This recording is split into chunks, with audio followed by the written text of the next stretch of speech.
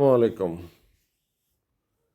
BCS and others channel থেকে বলছিলাম। আমি মোহাম্মদ শাহনেওয়াজ খান। আশা করছি আপনারা সবাই ভালো আছেন। যে যেখান থেকে দেখছেন তাদের সবাইকে আমার শুভেচ্ছা জানাচ্ছি, স্বাগত জানাচ্ছি। আসুন আজকের প্রোগ্রাম শুরু করা যাক। তবে প্রোগ্রাম শুরু হওয়ার আগে দুটি কথা বলবো যে আমি ব্যাপক তথ্য নিয়ে আপনাদের মাঝে উপস্থিত হব।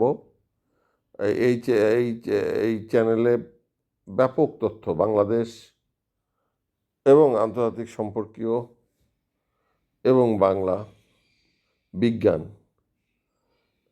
নানা বিষয়ে সংক্ষিপ্ত এবং বিশ্লেষণভাবে ব্যাপক আলোচনা, ব্যাপক তত্ত্ব আমি উপস্থিত করব, নিয়ে আসব, আপনাদের মাঝে উপস্থাপন করব। আশা করছি চ্যানেলটি আপনাদের কাছে সমৃদ্ধ হবে এবং সময় উপযোগী হবে। আশা করছি আমার চ্যানেলের সঙ্গে আপনারা থাকবেন। তো এখন শুরু করা যাক আজকের প্রশ্ন এবং উত্তর নিয়ে।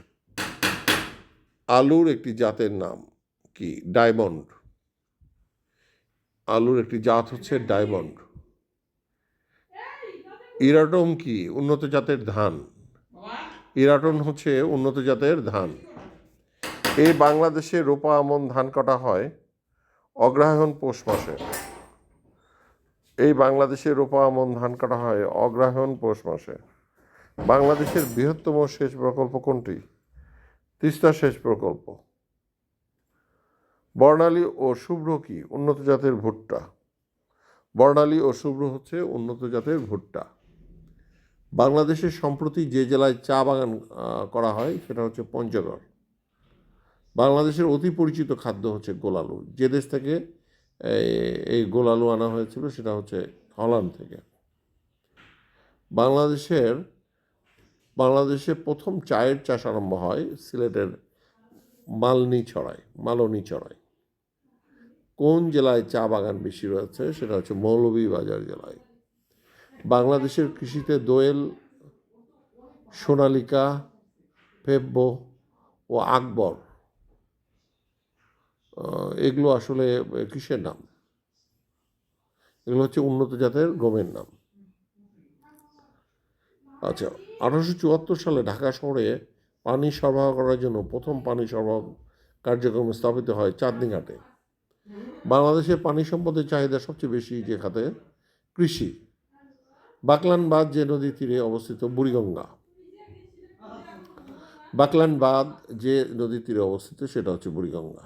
খুবই ইম্পর্টেন্ট প্রশ্ন। বাংলাদেশের ইক্ষু গবেষণা ইনস্টিটিউট কোথায় অবস্থিত? ঈশ্বরদী। অথবা বাংলাদেশে চিনি শিল্পের ট্রেনিং ইনস্টিটিউট কোথায় অবস্থিত? ঈশ্বরদী। বাংলাদেশ সুগার ক্রপ গবেষণা ইনস্টিটিউট, বাংলাদেশ ইক্ষু গবেষণা ইনস্টিটিউট কোথায়? ঈশ্বরদীতে। যে জেলা তুলা চাষের জন্য সবচেয়ে বেশি উপযোগী? যশোর। তাহলে যশোরের সবচেয়ে তুলা চাষের জন্য সবচেয়ে বেশি উপযোগী তুলা চাষের জন্য যশোর। অগ্নিশ্বর, কানাইবাসী, মোহনবাসী, বীরজবা যে ফলের নাম? কলা। একটি কাঁচা পাটের গাইটের ওজন কত হতে পারে? 4.5 মণ। একটি কাঁচা পাটের গাইটের ওজন 4.5 মণ। তো এই ছিল আজকের তথ্য, খুব গুরুত্বপূর্ণ তথ্যগুলো। আমি আবার বলছি যে আমি ব্যাপক তথ্য নিয়ে আপনাদের মাঝে উপস্থিত হব ইনশাআল্লাহ। এখান থেকে আপনারা উপকৃত হবেন। তো আজকে এই পর্যন্তই। সবার সুস্বাস্থ্য কামনা করে সবাই ভালো থাকুন এই প্রত্যাশা রেখে আজকের মতো বিদায় নিচ্ছি। আসসালামু আলাইকুম।